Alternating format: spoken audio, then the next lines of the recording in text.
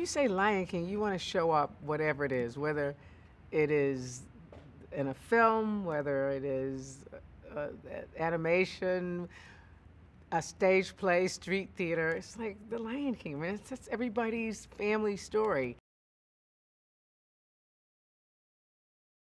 Somebody like Favreau, what we bring is that's the storyteller, whoever is directing, and you are parts of sentence construction, and you give them everything. It's like, okay, here's all the nouns, the verbs, here's the way and then let them assemble. So I show up. Jon and his whole group, who've been working already a couple of years, I'm there to help them tell the story. You can only do it with your voice. It is rare to have uh, an actor who can direct it and or that it goes both ways, and he's one of those sweet spots. And I mean, I don't encourage it in anybody thinking they can direct just because they act, and directing the other way either.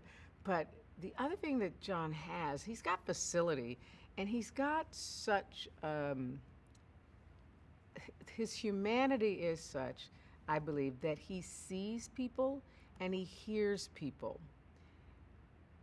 and he actually cares about people. So whenever you're bringing people to life as a storyteller, as an actor, that helps when you have the ability to do that. You can put some skill on it, but skill also won't make the kind of actor that draws you in and holds you.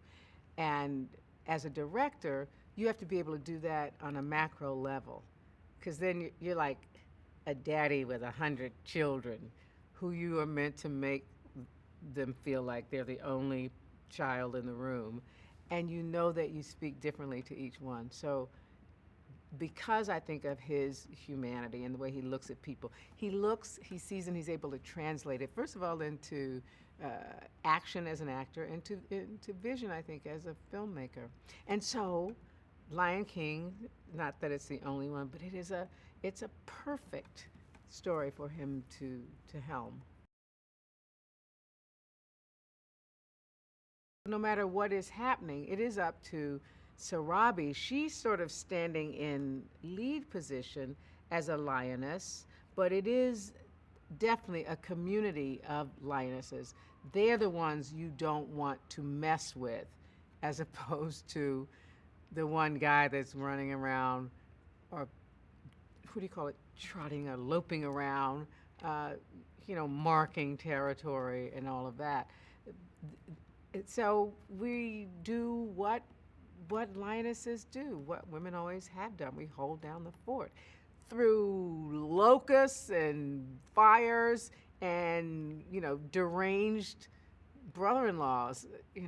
So that's what happens, and I think um, it is not acquiescing, but I think women know, they choose their battles, and they know when to fight, when to strike, and that was interesting finding that.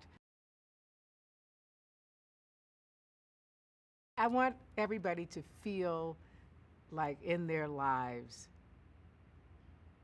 there's nothing that has happened, nothing that they failed at, or nothing that's been done to them, or anything that defines them. They get to rebirth. They get to come again.